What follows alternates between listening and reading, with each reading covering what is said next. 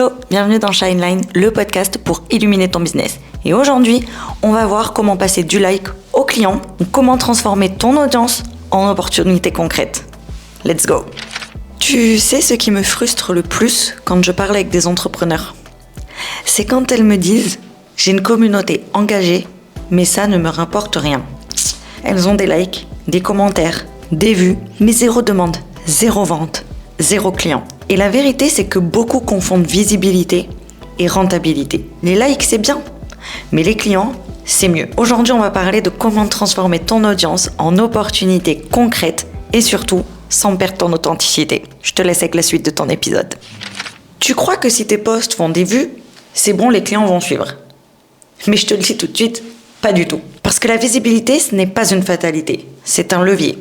Et si tu ne sais pas quoi en faire, c'est juste un joli chiffre.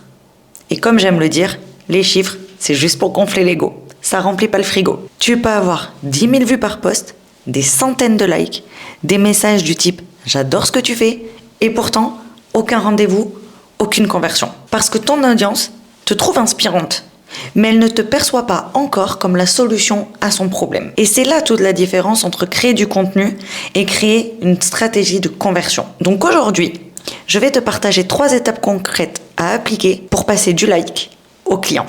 C'est parti.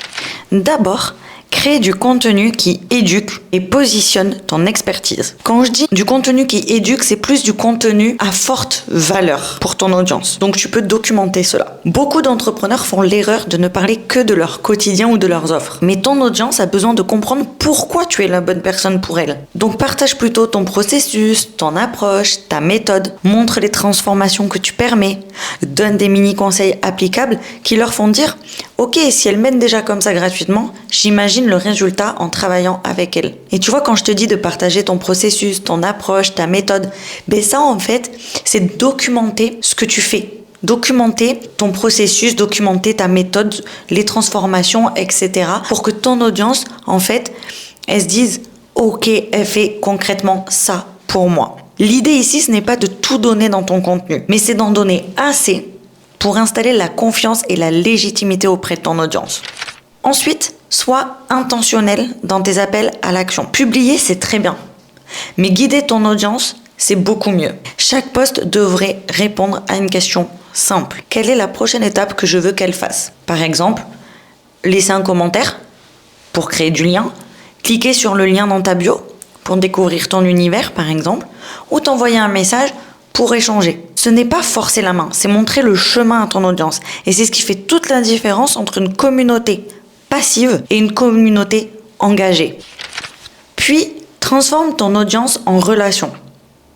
Les ventes ne se font pas dans les likes, elles se font dans les conversations. Et c'est là que beaucoup s'arrêtent trop tôt, parce qu'elles n'osent pas passer à l'étape suivante, qui est d'aller échanger pour de vrai. Donc réponds aux stories, pose des questions en DM, intéresse-toi sincèrement à ta communauté. Parce que les gens n'achètent pas chez la plus visible, ils achètent chez celle avec qui ils ont connecté. Enfin, fais vivre ton expertise hors de ton contenu.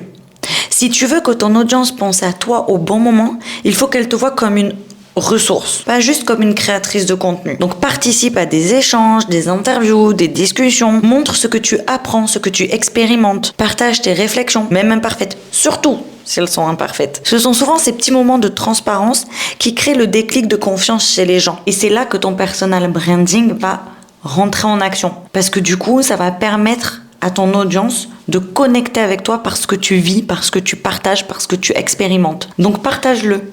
Le like, c'est une preuve d'intérêt.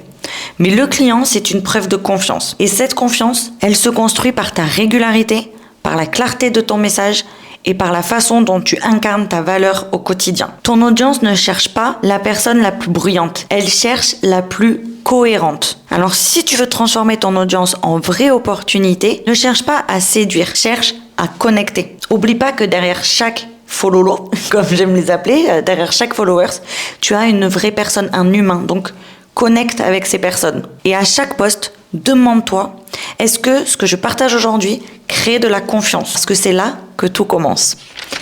Allez, c'est tout pour moi aujourd'hui. J'espère vraiment que cet épisode de podcast aura été utile et surtout que tu auras appris comment transformer ton audience en client sans vraiment se prendre la tête en étant naturel. Si tu as des questions, n'hésite pas à les poser dans les commentaires ou même à me rejoindre sur mes différents réseaux sociaux. Tu as les liens dans la description de ce podcast comme d'habitude. Et puis moi, je te dis à la semaine prochaine pour un nouvel épisode. Ciao!